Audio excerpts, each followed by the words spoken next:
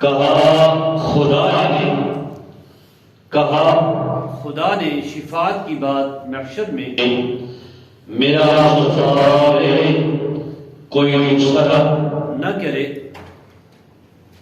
نبی کے قدموں اس دم غلام کسر ہو، نبی کے قدموں میں جس دم غلام کسر ہو، قضا کہہ دو کہ ایک لمحہ قضا نہ کرے، در رسول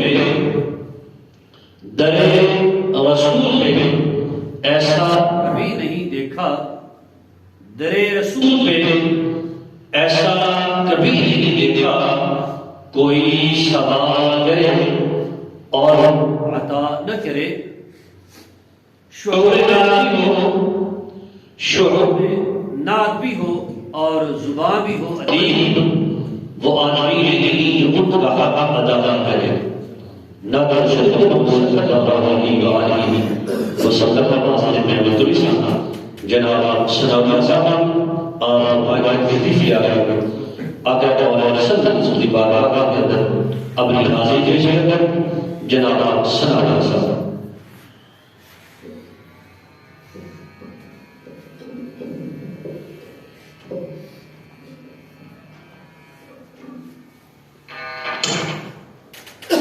صلی اللہ علیہ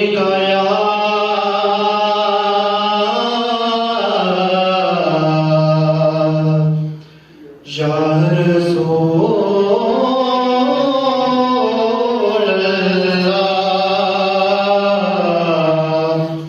وسلم علیک یا حبیب اللہ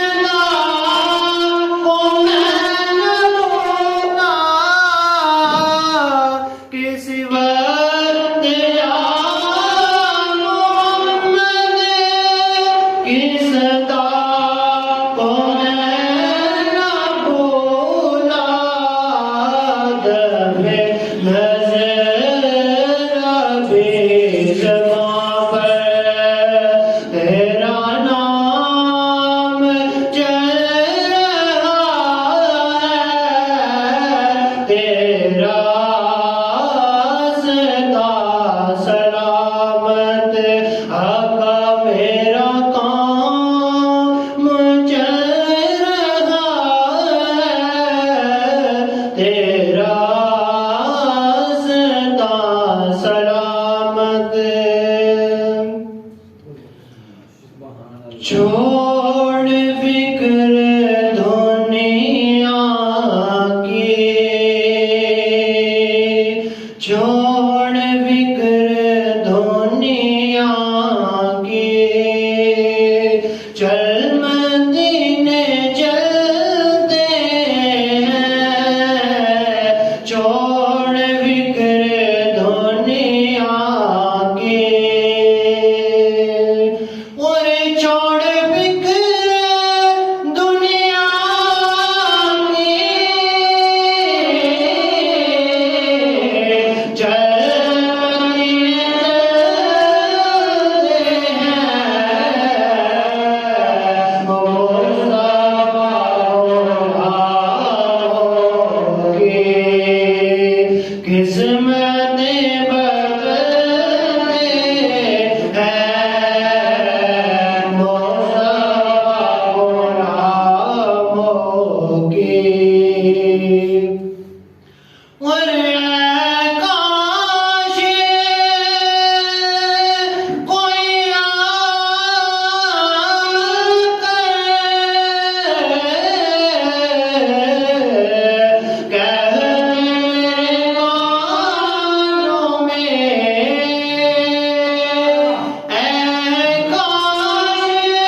کوئی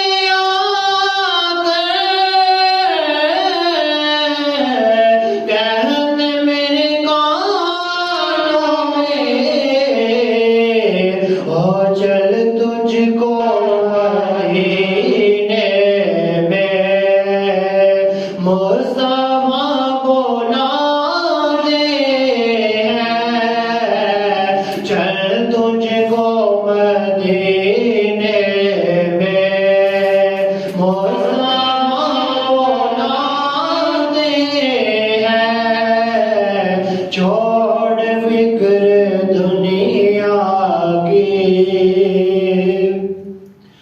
اور ہم کو روز ملتا ہے صدقہ پیارے آقا کا ہم کو روز ملتا ہے صدقہ کملی والے کا مصطفیٰ کے ٹکڑوں پر ہم خوش نصیب پلتے ہیں مصطفیٰ کے ٹکڑوں پر ہم خوش نصیب پلتے ہیں چھوڑ بگڑ دنیا کی چل مدینے چلتے ہیں چھوڑ بگڑ دنیا کی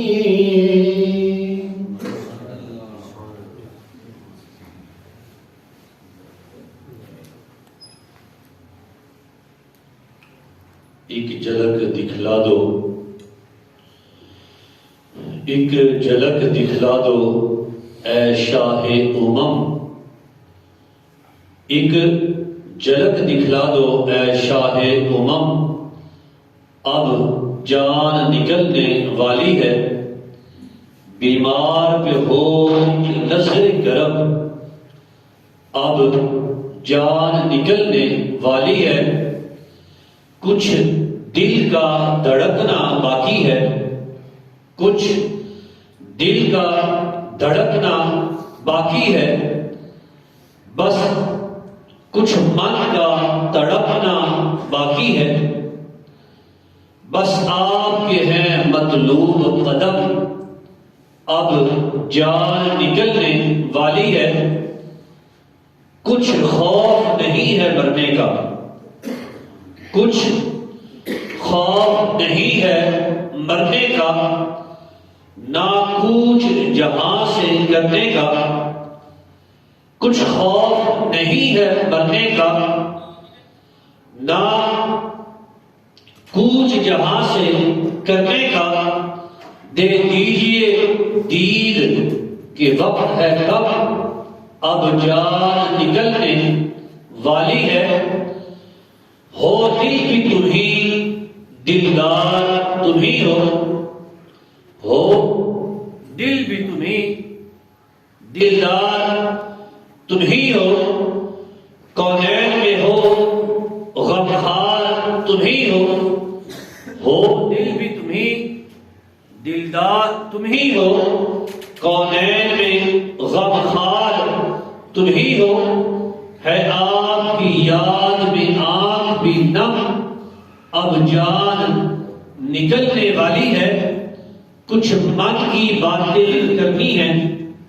کچھ من کی باتیں کرنی ہیں، کچھ سامنے آہیں بھرنی ہیں، بے برف کا رکھے آپ برف، اب جان نکلنے والی ہے، ایک بار نہیں 100 بار کرو، ایک بار نہیں 100 بار کرو، یہ جھوٹ نہیں اعتبار کرو، ہوں تیرا دیوانہ تیری قسم، اب جان نکلنے والی ہے، اشکوں کی سیاہی ختم ہوئی، اشکوں کی سیاہی ختم ہوئی، آنکھوں کی دہائی ختم ہوئی، اشکوں کی سیاہی ختم ہوئی، آنکھوں کی دہائی ختم ہوئی،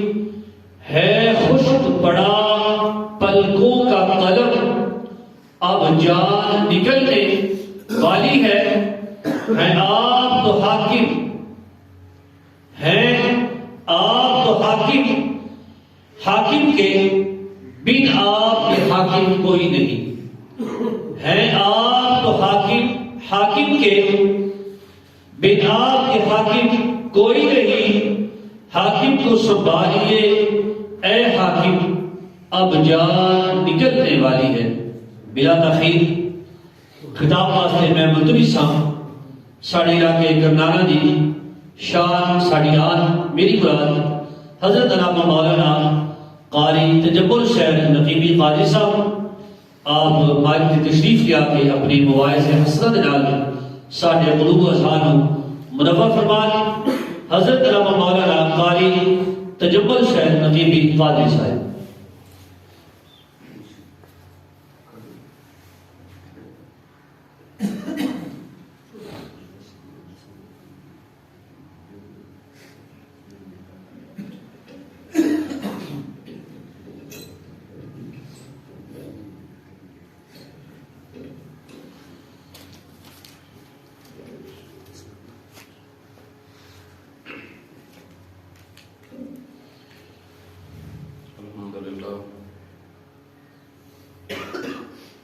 الحمدللہ الحنان المنان الذي خلق الانسان وعلمه البيان والصلاة والسلام على رسوله محمد الذي أسس قواعد الدين وأبنية الإسلام وعلى آله الطيبين الطاهرين المهديين وأصحابه الذين بذلوا جهدهم في استنباط قوانين الحلال والحرام، أما بعد فأعوذ بالله السميع العليم من الشيطان اللعين الرجيم، بسم الله الرحمن الرحيم، ألا إن أولياء الله لا خوف عليهم ولا هم يحزنون، صدق الله مولانا العظيم، وبلغنا رسوله النبي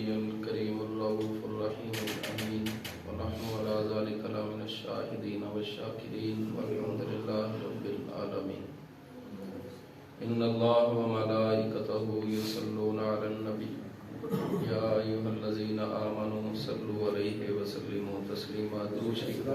الصلاة والسلام عليك يا سيدي يا رسول الله وعلى آلك وأصحابك يا سيدي يا حبيب الله. الصلاة والسلام عليك يا سيدي يا رسول الله وعلى آلك وأصحابك يا سيدي يا رسول الله. الصلاة والسلام عليك يا سيدي يا رسول الله وعلى آلك وأصحابك يا سيدي يا رسول الله. بلغ العلا بكماله كشف الدجى بجماله حسنت جميع خصاله صلوا عليه وآله. الہی قدام مجھے شاہ کر دے، ضمیر محمد سے آگاہ کر دے. بعد از حمد و ثنا اس وقت میں اور آپ پشتہ عشق مصطفیٰ فناف الشیخ سائیں منظور حسین چشتی صاحب رحمۃ اللہ تعالی علیہ آپ کی سالانہ عرس پاک کی محفل پاک میں موجود ہیں. میری دعا ہے اللہ تعالیٰ ہمیں اس آستانے سے وہ کچھ عطا فرمائے جو وہ چشتیوں کو عطا فرماتا ہے. اللہ تعالیٰ اس محفل پاک کو اپنی بارگاہ عالیہ میں درجہ قبولیت عطا فرمائے. سائیں جی کے درجات میں بلندیاں عطا فرمائے اور ہم سب کے اس میں بیٹھنے کو کل قیامت کے دن ہمارے لیے ذریعہ نجات بنائے. انتہائی مختصر وقت میں چند ایک باتیں آپ کے گوش گزار کروں گا. دعا ہے مالک کریم حق گوئی کی توفیق عطا فرمائے. آپ کو مجھ کو سن سنا کر عمل پیرا ہونے کی توفیق عطا فرمائے. آستانہ عالیہ گولڑا شریف کسی تعارف کا محتاج نہیں. یہ وہ عظیم الشان خاندان ہے کہ جن کے پاس مصطفیٰ کا بھی فیض ہے اور مرتضیٰ کا بھی فیض ہے. چشتی رنگ ہے اور رنگ تو سارے ہی اللہ کے ہیں، لیکن ان کا ایک اپنا الگ انداز اور ایک اپنی الگ شان ہے، کیونکہ چشتیوں کو ڈائریکٹ فیض ہی مولا علی کی بارگاہ سے نصیب ہوتا ہے. بعض شیخ جو ہیں وہ صرف تعویذ کی حد تک ہوتے ہیں، بعض جو ہیں وہ صرف دم کی حد تک ہوتے ہیں. حضور قبلہ عالم فاتح مرزائیت و قادیانیت و خارجیت و رافضیت پیر سیدنا مہر علی شاہ صاحب رحمۃ اللہ تعالی علیہ وہ عظیم الشان ہستی ہیں کہ جن کی پھونک تو اثر رکھتی تھی لیکن ان کا قلم بھی بڑا اثر رکھتا تھا. وہ ایک علمی شخصیت بھی ہیں اور ایک روحانی شخصیت بھی ہیں. آپ ماں کی کوکھ سے ولی پیدا ہوئے. سبحان اللہ بولے نا. مقصد ہے سائیں جی کو خوش کرنا. تو میں سمجھتا ہوں کہ گولڑا شریف کے ذکر کریں گے تو سائیں جی یقیناً خوش ہو جائیں گے کہ جہاں سے جس کو فیض ملتا ہے انہی کا ذکر کرنا چاہیے کہ جہاں سے یہ چشمہ پھوٹ رہا ہے وہ کتنی بڑی ہستیاں ہیں. پہلے بھی خاندانی ولایت اس خاندان کے پاس رہی ہے، لیکن حضور قبلہ عالم پیر سید مہر علی شاہ صاحب رحمۃ اللہ تعالی علیہ آپ وہ عظیم الشان ہستی ہیں جو ماں کی کوکھ سے ولی پیدا ہوئے اور ساری زندگی صدق کے راستے کو اختیار کیا، وفا کے راستے کو اختیار کیا، سچائی کو اپنا شعار بنایا. اور پھر آپ کے رونگٹے کھڑے ہو جائیں گے یہ بات سن کر. اتنا صدق اختیار کیا کہ آپ کی زندگی کے آخری لمحات میں آپ کے جسم پر مکھی بھی نہیں بیٹھتی تھی. کیونکہ یہ تو ہم نے سنا ہوا ہے کہ حضور نبی کریم علیہ السلام کے جسم پاک کو اللہ نے اتنا لطیف اور نظیف بنایا کہ ان کے جسم پر مکھی نہیں بیٹھتی تھی. لیکن پیر میر علی شاہ صاحب رحمۃ اللہ تعالی علیہ فنا فی الرسول کے اس مقام پر چلے گئے تھے کہ آپ کے جسم پر بھی پھر مکھی نہیں بیٹھتی تھی. یعنی اتنے نظیف، اتنی ستھری ہستی تھی. وہ ایک بڑی مشہور بات ہے کہ آخری ایام میں آپ کا جی چاہا کہ میں مدینہ شریف چلا جاؤں اور میری قبر یار کے شہر میں بنے، اپنے نانا کے شہر میں بنے. آپ سامان باندھ کر گولڈا شریف سے ہجرت کر گئے اور جب مدینہ شریف پہنچے تو وہاں پر جاگتی حالت میں آپ کو رسول اللہ کا دیدار نصیب ہوا. تو حضور نبی کریم علیہ السلام نے فرمایا تھا بیٹا میر علی. سرکار نے بیٹا کہہ کے بلایا. کسی نہ کسی کے شجرے میں شک ہو سکتا ہے لیکن آپ کے شجرے میں شک نہیں جسے مصطفیٰ خود اپنا بیٹا کہیں. فرمایا بیٹا میر علی واپس چلے جاؤ، برصغیر چلے جاؤ. اس وقت پاکستان تو بنا ہی نہیں تھا. فرمایا واپس ہندوستان چلے جاؤ، وہاں ایک فتنہ اٹھنے والا ہے اور اس کا مقابلہ صرف تو کر سکتا ہے. فرمایا واپس چلے جاؤ. اور اگلی بات سرکار نے بڑی مزیدار فرمائی. فرمایا مدینے اس لیے آئے ہو نا کہ تیری قبر مدینے بنے. تو فرمایا جا تجھے میں ضمانت دیتا ہوں تیری قبر دنیا کے جس بھی کونے پر بنے گی محمد اس کا تعلق مدینے سے جوڑ دے گا. فرمایا ہم اس کا تعلق ہی مدینے سے جوڑ دیں. تو حضور قبلہ عالم رحمۃ اللہ تعالی علیہ جب واپس تشریف لائے تو فتنہ مرزائیت یہ سر اٹھا چکا تھا اور بڑے بڑے لوگوں کے منہ بند کر چکا تھا. مرزا قادیانی باقاعدہ ایک پلاننگ کے تحت اس کے پیچھے ایک بہت بڑی طاقت تھی جو اس کو آگے لے کر آئی اور وہ کسی کے کنٹرول میں نہیں آ رہا تھا. تو پیر میر علی شاہ صاحب رحمۃ اللہ علیہ ایک سادی سی ہستی تھی. سادہ لباس، کوئی اتنی نہ مشہوری چاہتے تھے وہ نہ ہی وہ اس چیز کے قائل تھے. تو جب حضور قبلہ عالم نے چیلنج کیا نا، آپ نے فرمایا میرا چیلنج ہے اسے، وہ سامنے آئے. وہ تو خود کو نبی کہتا ہے نا، تو میں نبی پاک کا ایک ادنا سا بیٹا ہوں. وہ میرے سامنے آئے. اگر وہ مناظرہ جیت جائے تو وہ سچا ہے، اگر نہ جیت سکے تو پھر میرے نانے کا کلمہ پڑ جائے. آپ نے بائی ٹرین سفر شروع کیا. شیخ عبداللہ صاحب عمر چک والے رحمۃ اللہ علیہ یہ لالا موسیٰ اسٹیشن سے آپ کے ساتھ ملے تھے. اور آپ کو مزیدار بات بتاؤں، لالا موسیٰ کا ہی اسٹیشن ہے جہاں پر پھر میر علی شاہ صاحب کو پھر رسول اللہ کی زیارت نصیب ہوئی. اور سرکار علیہ السلام نے ارشاد فرمایا بیٹا اگر وہاں پر مردہ بھی زندہ کرنا پڑ گیا، قادیانی کے سامنے مردہ بھی زندہ کرنا پڑ گیا، فرمایا حامی بھر لینا تیرا کام ہے، مردہ زندہ کرنا تیرے نانے مصطفیٰ کا کام ہے. فرمایا آپ حامی بھر لینا، مردے بھی زندہ کر دینا. تو آج بھی لالا موسیٰ والوں کی بڑی عزت کرتے ہیں، یہ اسی لیے فیض ہے یہاں پر. وہ آستانہ عالیہ گولڈا شریف کہتا ہے کہ تمہاری وہ دھرتی ہے جہاں حضور کے قدم لگے ہیں. حضور قبلہ عالم جب پہنچے تو پہلے بادشاہی مسجد ڈیسائیڈ ہوئی، لیکن وہ بادشاہی مسجد میں نہ آیا. تو پھر مینار پاکستان والی جگہ یہ گراؤنڈ تھا، یہاں پر طے ہوا. یہ سلطان محمود ٹوانا ایک گجر تھا سرگودے کا جس نے یہ ڈیبیٹ مناظرہ کروانا تھا. وہ سامنے نہیں آتا تھا قادیانی. تو وہ شرائط لکھی گئی مناظرے کی. تو درمیان میں ایک بندہ تھا جو ادھر سے پیغام لے کر آتا اور پھر ادھر سے لے کر جاتا.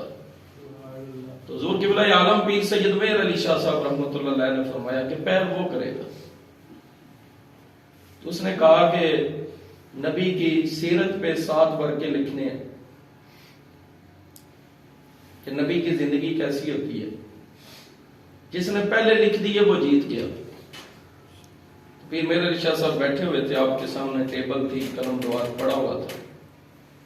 تو جب اس نے آ کر یہ شرط بتائی نا تو پیر صاحب نے فرمایا ایسے نہیں، لکھنی نہیں، جس کا قلم خود لکھے. سبحان اللہ بولے نا، کتنی بڑی بات ہے. فرمایا ہاتھ تو لگانا ہی نہیں نا، جس کا قلم خود لکھے.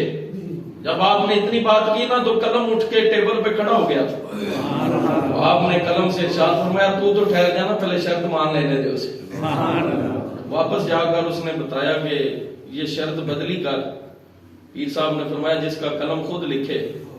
تو اس نے کہا ایسا بھی ہو سکتا ہے. اس نے کہا تو کہتا ہے ایسا بھی ہو سکتا ہے، وہاں قلم سیدھا ہو گیا تھا، وہ تو لکھنے کے لیے تیار بھی ہو گیا. اس نے کہا اچھا چلو شرط بدلتے ہیں.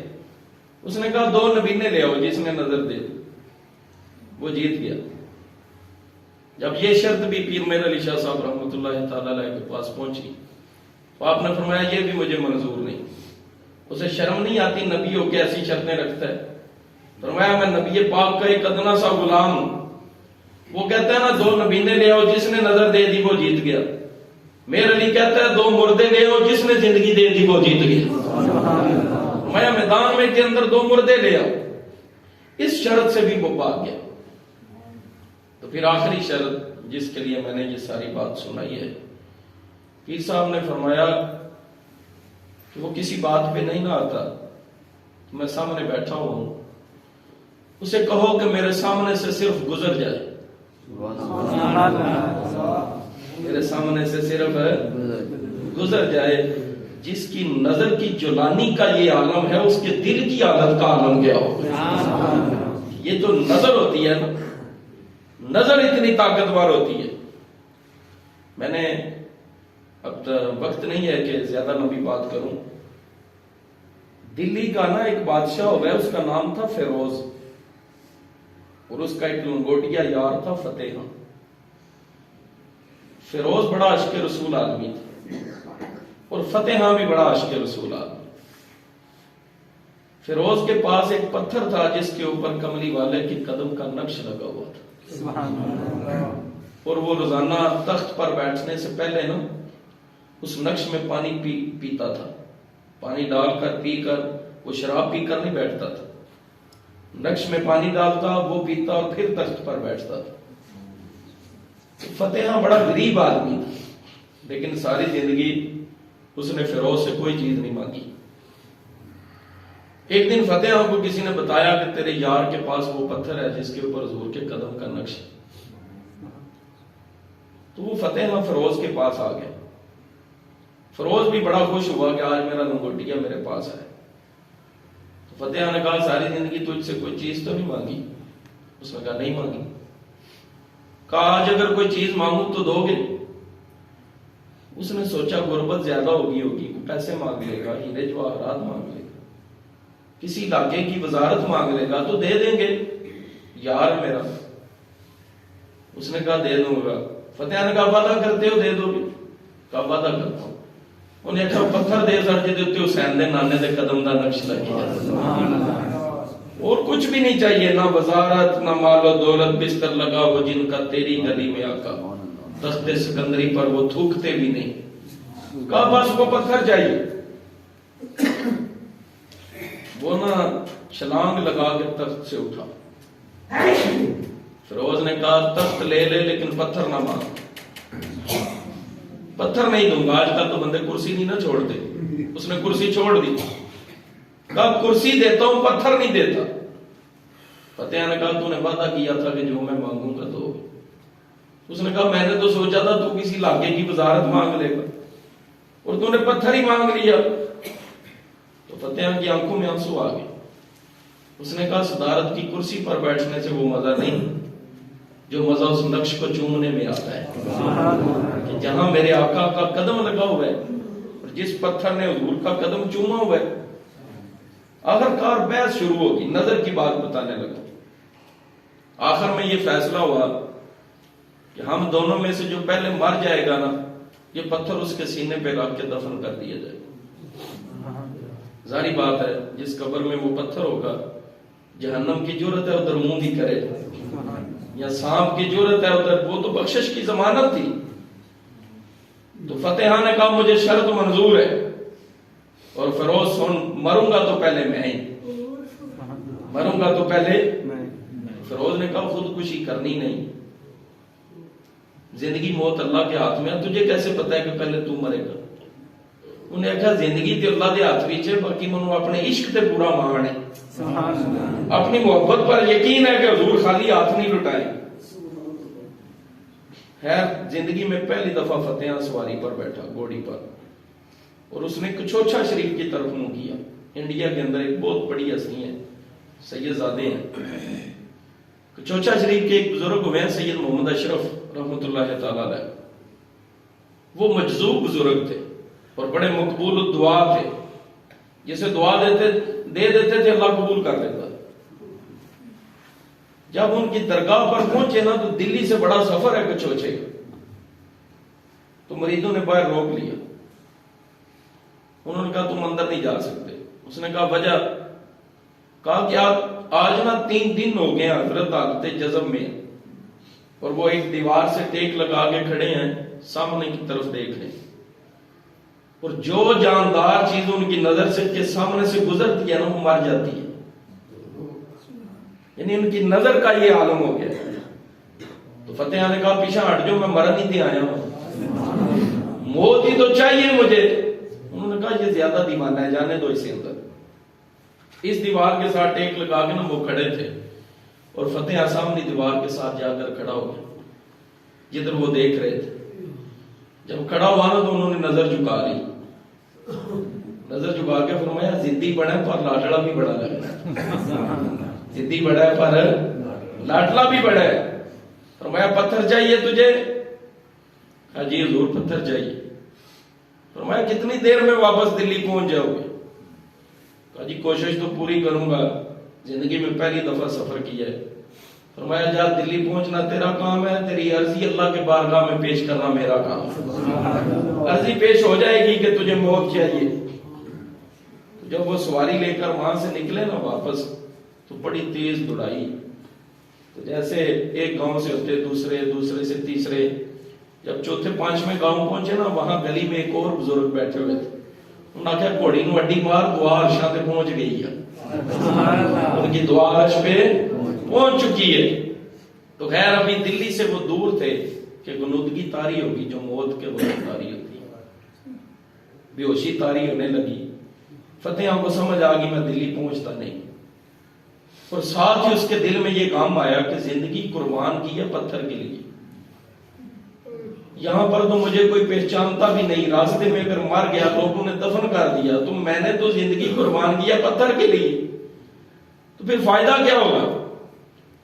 خیر اسے نہ خیال آیا، اس نے سواری روک کے نہ منہ مدینے کی طرف کیا، اور اس نے کہا آقا میں نے زندگی قربان کر دی ہے پتھر کی خاطر، اگر راستے میں لوگ مجھے مسافر سمجھ کر دفن کر دیں اور پتھر نہ ملے تو زندگی دینے کا فائدہ کوئی نہیں۔ جب اس نے اتنی بات کی نا تو غنودگی زیادہ ہوئی، آنکھوں کے آگے اندھیرا ہو گیا، وہ سواری سے نیچے گرا۔ اب اگر آپ حاضر بیٹھے ہو نا تو آپ کی روح بھی بجت کرے گی۔ جب وہ سواری سے نیچے گرا نا تو نیچے ریت پر نہیں گرا تھا، محمد مصطفیٰ کی گود میں آ کر گرا تھا، سرکار کی گود میں آ کر گرا، اور جب اس گود میں تو مردے بھی آئے تو آنکھیں کھل جاتی ہیں، وہاں پر گرا تو آنکھیں کھلی اور بددعا کے چہرے پر پڑے، اور سرکار نے وہی جملے دہرائے جو ان بزرگوں نے دہرائے تھے۔ آقا نے فرمایا زدی بڑھائے ہو پر لاڈلے بھی بڑھے ہو، تو پیارا بھی بڑا لگتا ہے۔ فرمایا اس پتھر کے لیے جان دی ہے نا؟ عرض کی یا رسول اللہ پتھر کے لیے۔ فرمایا کوئی بات نہیں، انتظام کر دیا، پیچھے سے قافلہ آ رہا ہے وہ تجھے جانتا ہے، وہ تجھے اٹھا کر اس کے محل میں پہنچا دیں گے فیروز کے، اور تجھے پتھر مل جائے گا۔ حضرت مجدد الفسانی فرماتے ہیں سرکار کی گود تھی، چہرہ مصطفیٰ کی زیارت ہو رہی تھی، زبان سے کلمہ شریف کا ورد جاری تھا اور فتح کی روح پرواز کر گئی، اتنی پیاری موت ہوئی۔ فرماتے ہیں موت ہی بڑی قابل رشک تھی، تو باقی پیچھے سے ایک لشکر آ رہا تھا، وہ اٹھا کر فیروز کی محل میں لے گئے فتح کو۔ تو جب لاش پہنچی نا تو فیروز کی چیخ نکل گئی، انہوں نے کہا عاشق میں بھی بڑا بنایا لیکن تو نمبر رہ گیا، تو مجھ سے بڑا عاشق تھا، تو پتھر آج بھی فتح کے سینے پر ہے. حضرت مجدد الفسانی فرماتے ہیں آج بھی میرے نبی کا زندہ معجزہ کسی نے دیکھنا ہو نا تو فتح کی قبر کھول کر دیکھے, اس کی قبر سے کستوری کی خوشبو آیا کرتی ہے. آج بھی اس کے سینے پر وہ پتھر موجود ہے اور اس کا کفن تک بھی میلا نہیں ہوا. حضور قبلہ عالم نے فرمایا میرے سامنے سے صرف گزر جائے, کیونکہ نظر کی جولانی بڑی چیز ہوتی ہے. سکی سلطان باؤ نے فرمایا میں اسے پیر نہیں مانتا جو دم کرے اور ساتھ ٹھیک ہو جائے. فرمایا میں انہوں بھی پیر نہیں مانتا جڑا دعا کرے تو بند کاروبار چل پکے. کسی نے پوچھا حضرت آپ کس کو ولی مانتے ہیں؟ فرمایا ولی وہ ہوتا ہے جو نگاہ کرے اور سینے کو مدینہ بنا کر رکھ دے. فرمایا جس کی نظر میں اتنی طاقت ہو کہ جو سینے کو ہی مدینہ بنا دے. فرمایا ولی تو وہ ہوتا ہے. تو پیر میر علی شاہ صاحب وہ ولی تھے. آپ نے فرمایا میں یہاں بیٹھا ہوں, اسے کہو میرے سامنے سے گزر جائے. تو سلطان محمود ٹوانے نے نا آپ دے کان بھی چاکیا پیر میر علی شاہ صاحب نے. انہیں کہا پیرا شرط بڑی سوکھی رکھ سری ہے, بڑا بڑا فتنہ ہے جی وہ نام گیا تھے. پیر میر علی شاہ صاحب فرمایا ٹوانیاں مجھے رکھیاں نہیں. انہیں کہا جناب رکھیاں نے. فرمایا مجھ کدے سیر تے زور مار دی؟ انہیں کہا قلعے دے سیر تے. فرمایا جدا قلعہ ہی مدینے وچ لگے جاتے. فرمایا میں آپ کو کیا آخیا ہی نہیں نا. حضور نے جکن فرمایا میں کہہ دیتا. فرمایا اس لمحے میری نظر میری ہونی نہیں لگی. اللہ خود قرآن میں فرماتا ہے نا نفل پڑھ پڑھ کے بندہ میرے اتنے قریب ہو جاتا ہے میں وہ اکھ پڑھ جانا جس نال وہ ویکھدا ہے. سبحان اللہ بولے جس کو میں اس وقت تو نظر ہی کسی اور کی ہوگی. یہ بعد وچ رسالے وچ بھی گل شایا ہوئی سی. پیر میر علی شاہ صاحب کو پوچھا سی اگر فرض مارو آ جاتا تے سامنے گزر جاتا پھر کی ہونا؟ حضور قبلہ عالم نے فرمایا پھر دو کما چ کوئی کام ہونا سی. تسی خوش ہو نا وہ اس جملے تے سائیں نبی روز ضرور خوش ہو. حضور قبلہ عالم نے فرمایا اگر اٹھ کے آ جاندا ہمت کر لیندا دوواں وچوں کوئی کام ہونا سی. یا انہیں تڑپ کے مر جانا سی یا میرے نانے دا کلمہ پڑھ جانا سی. میں تیسرا کام ہی کوئی نہیں. یہ وہ عظیم الشان ہستی ہیں کہ جن کی نظر کے اندر اتنا فیض ہے. آج بھی اب ہم سنی لوگ ہیں بڑے بڑے مزاروں پر جاتے ہیں, جانا بھی چاہیے, لیکن جو روحانیت گورڑا شریف کے اندر ہے آج بھی وہ چیتا چیتا درباروں کے اوپر ہے. آج بھی حضور قبلہ عالم کے قدموں میں چلے جائیں تو لگتا ہے کہ جنت میں آ گئے, کیونکہ سرکار کی حدیث ہے کہ مومن کی قبر جنت کے ٹکڑوں میں سے ایک ٹکڑا ہے, جنت کے باغوں میں سے ایک باغ ہے, اور جو دعا جنت میں کھڑے ہو کر مانگی جائے وہ رد نہیں ہوتی, اللہ وہ قبول کر لیتا ہے. ہم مزار کے اندر کھڑے ہو کر دعا ہی اس لیے کرتے ہیں کہ یہ جنت کے باغوں میں سے ایک باغ ہے, اور جو دعا جنت کے اندر مانگی جائے اسے اللہ درجہ قبولیت عطا فرما دیتا ہے. اور پھر آپ کو خلافت حضور قبلہ بابا جی سرکار رحمۃ اللہ علیہ سید غلام محی الدین حضور قبلہ عالم کے صاحبزادے, ایک ہی تو صاحبزادے تھے پیر میر علی شاہ صاحب, سائیں جی کو خلافت حضور قبلہ بابا جی سے. اور میں نے سنا ہے کہ بابو جی کی نظر بڑی گہری ہے. جس بندے نے آپ کی آنکھ دیکھی ہے نا اسے پھر کسی اور کی آنکھ پسند نہیں آئی. جس نے حضرت بابو جی کی آنکھ دیکھی ہے اس کی ایک وجہ ہے کہ جس آنکھ نے دیکھی ہے چہرہ مصطفیٰ کا ہے. جو آنکھ دیکھتی ہی انواروں تجلیات ہو. آخری بات عرض کر کے گفتگو ختم کر دیتا ہوں. جب یہ ہمارا پاکستان بنا نا اس وقت ایک دور ایسا بھی آیا تھا کہ یہاں پہ قحط پڑ گیا, اور قحط اتنا بڑا کہ جو ہمارے ملک کا وزیر خزانہ تھا نا اسے ریڈیو اسٹیشن پر آ کر, اس وقت ریڈیو ہوتے تھے, ٹی وی نہیں ہوتا تھا, اس نے ریڈیو پر آ کر اعلان کیا کہ جو بندہ یہ 2 روٹیاں کھاتے تھے آپ 1 کھائیں, جو 3 وقت کی کھاتے ہیں وہ 1 وقت کھائیں, اس لیے کہ رزق نہیں ہے, ہمارے پاس اسٹاک نہیں رہا. تو جب وہ صبح 8 بجے اس نے ریڈیو اسٹیشن پر یہ اعلان کیا تھا, اب اس وزیر خزانہ کا نام میرے ذہن میں نہیں, وہ صبح اعلان کر کے نیچے اترا تو شام کو 5 بجے قبلہ بابو جی سرکار ریڈیو اسٹیشن پہنچ چکے تھے. آپ نے ریڈیو اسٹیشن پر جا کر اعلان کیا جڑا 2 کھاندا ہے وہ 3 کھائے. سبحان اللہ بولے کوئی چیز فرماندے نے جڑا 1 وقت کھاندا ہے وہ 3 وقت کھائے. اگلا جملہ بڑا خوبصورت آیا، فرمایا جنوں کنوں نہ روٹی لبے وہ گولڑے آ جائے، گولڑے لنگر خانے جو رزق عطا کیتا جائے۔ گولڑا شریف کو رزق ملے گا۔ جس ویلے آپ اعلان کر کے تھلے اترے نا تے مریداں نے عرض کی سرکار مرید تے ہوئی لکھاں وچ تے آبادی ہے کروڑاں وچ تے قحط سخت پہ ہے تے جے سارے لوگ گولڑے آ گئے تے کی کرو گے؟ پتر مہر علی شاہ دا سی، آپ نے مسکرا کے فرمایا اپنے اپنے تعلق دی گل ہے۔ وزیر خزانہ دی نظر امریکہ نو ویکھدی ہے تے بابو جی دی نظر محمد دے مدینے نو ویکھدی ہے۔ سبحان اللہ۔ فرمایا نانا نہ دین وچ کمی کردا ہے تے نہ سی لین وچ کمی کرنی۔ فرمایا تے جنہاں دا رزق ہی مدینے نو آندا انما انا قاسم واللہ یؤتی، سرکار دی حدیث ہے تقسیم اللہ کردا ہے، لیکن فرمایا عطا اللہ دی ذات کر دی ہے لیکن تقسیم مصطفیٰ دی ذات کر دی۔ فرمایا دی عطا دے دروازے میرے دار تے کھل دے۔ جس خاندان کے پاس، جس آستانہ عالیہ کے پاس اتنا سارا فیض ہو، اتنا سارا فیض ہو، انہوں نے جب سائیں جی کو عطا کیا ہوگا تو پھر حال کیا ہوگا؟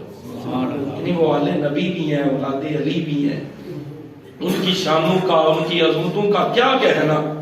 اور آج بھی جو حضور قبلہ عالم نے مرزائیوں کے خلاف کتاب لکھی تھی نا سیف چشتیائی، کہ چشتیوں کی تلوار، اس کتاب کا نام ہی یہ رکھا تھا سیف چشتیائی۔ یہ جو ان کا ناصر محمود ہے مرزائیوں کا، اس نے تھوڑا عرصہ پہلے بیان کیا تھا، انہیں کہا پیر مناظرہ تے جوتی گیا یا پر جڑی سیف چشتیائی رہ گیا قیامت تک نہیں سانو اٹھن دینے لگی۔ آپ تو وہ ہے نا جسے شریک بھی تسلیم کرے۔